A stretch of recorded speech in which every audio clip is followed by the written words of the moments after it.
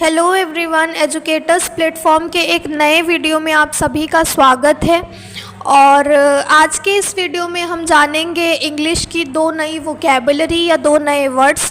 मगर उससे पहले मेरी आपसे रिक्वेस्ट है कि जिन लोगों ने भी मेरा चैनल सब्सक्राइब नहीं किया है वो प्लीज़ मेरा चैनल सब्सक्राइब कर लें, और वीडियो अच्छा लगे तो वीडियो को लाइक करें, शेयर करें और कमेंट्स करें वीडियो पे। और अगर आपको लगता है कि चीज़ें और बेहतर हो सकती हैं और बेहतर तरीके से समझाया जा सकता है तो आप मुझे वो भी कमेंट्स में शेयर करें। मैं कोशिश करूँगी कि मैं उन चीज़ों को इम्प्लीमेंट कर पाऊँ अपने वीडियोज़ में।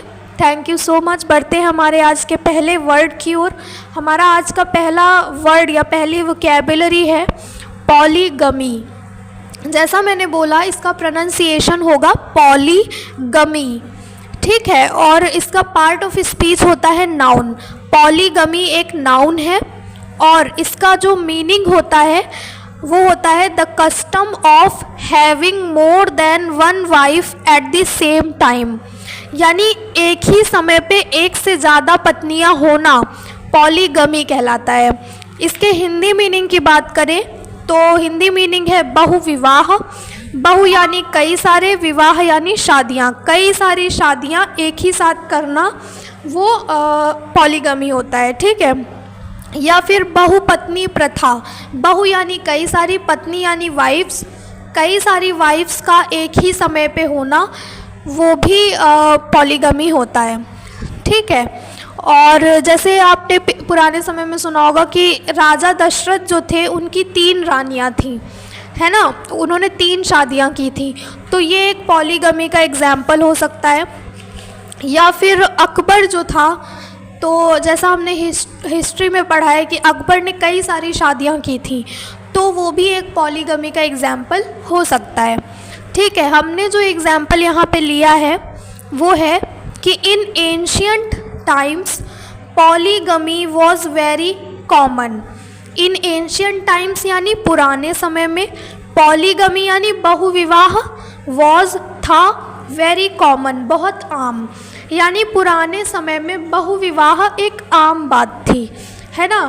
पुराने समय में बहुविवाह एक आम बात थी, कोई इतनी बड़ी बात नहीं थी, ठीक है। तो पुराने समय में बहुविवाह जो है वो एक आम बात थी, ये इस एग्जाम्पल का मीनिंग है, ठीक है। आइए बढ़ते हैं हमारे दूसरे वर्ड की ओर और जानते हैं आज का हमारा दूसरा वर्ड क्या है। आज का हमारा दूसरा वर्ड है क्लॉस्ट्रोफोबिया। तो इसके बाद हम क्लॉस्ट्रोफोबिया जानेंगे कि वो क्या होता है और उसका मीनिंग क्या होता है, उसको कैसे यूज़ करते हैं। तो आइए पढ़ते हैं सेकेंड वर्ड क्लॉस्ट्रोफोबिया। देखिए, जैसे मैंने बोला, प्रोनाउंसिएशन जो होगा इसका वो यही होगा क्लॉस्ट्रो प्लस फोबिया, क्लॉस्ट्रोफोबिया, ठीक है। और इसका जो पार्ट ऑफ स्पीच होता है वो होता है नाउन, यानी क्लॉस्ट्रोफोबिया एक नाउन होता है। और इसके मीनिंग की अगर हम बात करें तो क्लॉस्ट्रोफोबिया का मीनिंग होता है an extreme fear of being in a small confined place, यानी छोटी या बंद जगह में सीमित होने का भय।